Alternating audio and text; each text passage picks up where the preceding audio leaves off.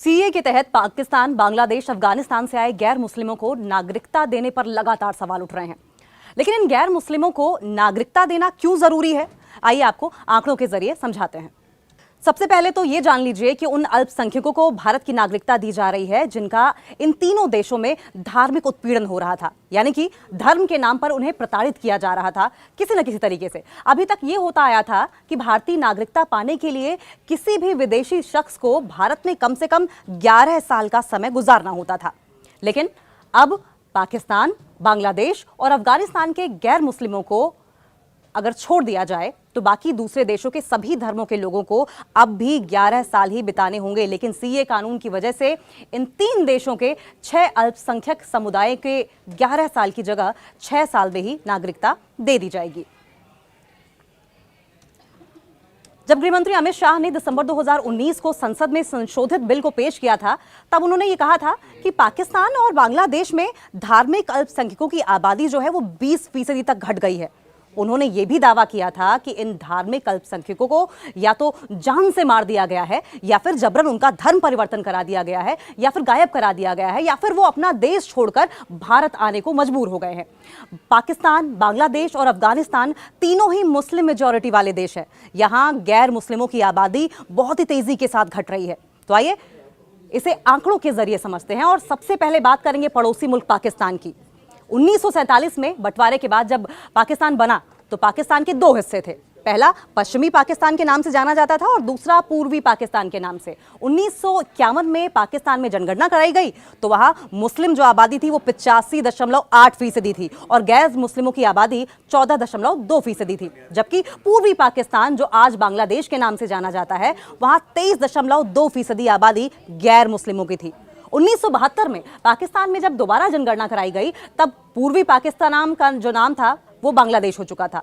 उस वक्त पाकिस्तान की आबादी में गैर मुस्लिमों की हिस्सेदारी 3.25% ही बची थी, यानी कि 21 सालों में सीधे सीधे लगभग 11% गैर मुस्लिम अल्पसंख्यकों की आबादी कम होती चली गई। 2017 में आखिरी बार पाकिस्तान में जनगणना हुई थी और तब वहां गैर मुस्लिमों की आबादी 3.53% रह गई थी। पाकिस्तान में गैर मुस्लिम आबादी में अहमदिया मुसलमान हैं, हिंदू हैं, ईसाई, सिख और दूसरे धर्मों के लोग आते हैं। अब बात जरा बांग्लादेश की भी कर लेते हैं। बांग्लादेश में भी गैर मुस्लिमों की आबादी बहुत ही तेजी के साथ घट गई है।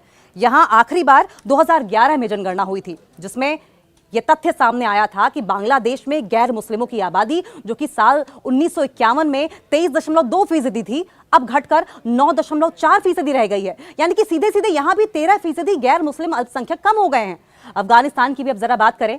अल जजीरा की रिपोर्ट का अगर जिक्र करें, इस रिपोर्ट को माने तो 1970 के दशक में अफगानिस्तान में 7 लाख से ज्यादा हिंदू और सिख परिवार रहते थे। लेकिन अब वहां इनकी आबादी 7,000 से भी कम रह गई है। 7 लाख से कम होते होते बस 7,000 बचे हैं। अमेरिकी विदेश मंत्रालय की अगर रिपोर्ट का हवाला दें तो ये रिपोर्ट कहती है कि साल 2018 में अफगानिस्तान में सिर्फ और सिर्फ 700 हिंदू सिख परिवार ही बचे हैं, सिर्फ 700 परिवार, और वो भी वहां गृहयुद्ध जैसे हालात बनने के बाद गैर मुस्लिम देशों से लौट आए हैं। यह अनुमान तब का है जब वहां पे तालिबानी सरकार नहीं हुआ करती थी। अगस्त 2021 में तालिबान के दोबारा सत्ता में आने के बाद अफगानिस्तान से बड़ी संख्या में हिंदू सिख भारत लौट आए और अब अफगानिस्तान की 99% से ज्यादा की आबादी मुस्लिम है। वहां गैर मुस्लिम आबादी सिर्फ और सिर्फ 0.3% ही बची है। अब जानिए कि इन देशों में अल्पसंख्यकों की हालत क्या है, क्या वजह है कितना बड़ा पलायन हो रहा है। इन तीनों ही देशों में अल्पसंख्यकों यानी कि गैर मुस्लिमों को कई संवैधानिक अधिकार तो दिए गए हैं। गैर मुस्लिमों को अपने धर्म और आस्था को मानने का अधिकार भी दिया गया है। पाकिस्तान और बांग्लादेश में कई मुस्लिम अहम पदों पर भी पहुंचे हैं। लेकिन इन सबके बावजूद इन तीनों ही मुल्कों में, खासकर पाकिस्तान और बांग्लादेश की बात करें तो गैर मुस्लिमों की हालत चिंताजनक लगातार बनी हुई है।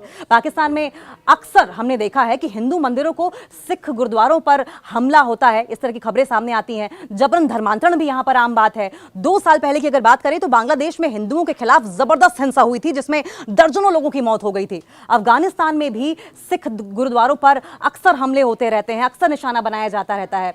25 मार्च 2020 की अगर बात करें तो अफगानिस्तान के काबुल में एक गुरुद्वारे पर आतंकी हमला हुआ और इस हमले में 25 लोगों की मौत हो गई थी। और इतना ही नहीं, जब अगले दिन इन मारे गए लोगों को अंतिम संस्कार किया जा रहा था तो दोबारा वहां पर मौजूद लोगों पर एक बड़ा अटैक किया गया जिसमें कई लोग मारे गए। पाकिस्तान में तो और भी ज्यादा बुरे हालात हैं। पाकिस्तान में धार्मिक स्वतंत्रता की स्थिति बद से बदतर लगातार होती चली जा रही है। टारगेट किलिंग्स, ईश निंदा यानी कि ब्लास्फेमी के मामले, जबरन धर्मांतरण के मामले और धार्मिक अल्पसंख्यकों के खिलाफ नफरत फैलाने की घटनाएं लगातार बढ़ती चली जा रही हैं। पाकिस्तान में धार्मिक अल्पसंख्यकों की लड़कियों का अपहरण आए दिन होता है। उनके साथ बलात्कार करना, बाद में जबरन शादी करके उनका धर्म परिवर्तन करवा देना, ये सब बहुत आम सी बात हो गई है।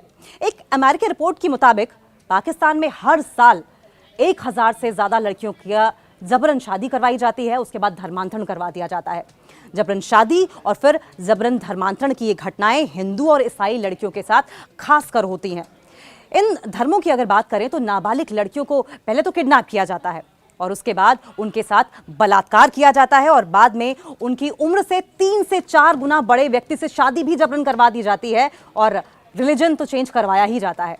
पाकिस्तान हिंदू राइट्स मूवमेंट की अगर बात करें तो 2014 में एक सर्वे किया था इन्होंने, जिसमें इस बात का दावा किया गया था कि बंटवारे के वक्त पाकिस्तान में 428 मंदिर थे, लेकिन 1990 के दशक के बाद इनमें से 408 मंदिरों में खिलौने की दुकानें, रेस्टोरेंट, होटल्स, दफ्तर, सरकारी स्कूल या फिर मदरसे खोल दिए गए। 2019 में पाकिस्तान की सरकार ने भी 400 मंदिरों में तोड़फोड़ या फिर कब्जा हो जाने की बात को माना था। तो आप समझ गए ना कि इन अल्पसंख्यकों को नागरिकता देनी आखिर क्यों बेहद जरूरी है।